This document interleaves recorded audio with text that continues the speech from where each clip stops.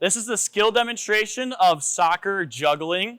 Our cues for the skill are going to be eyes on the ball, legs mostly straight, and then hit the front bottom of the ball to create backspin. So to show you what it looks like, here's a little demonstration.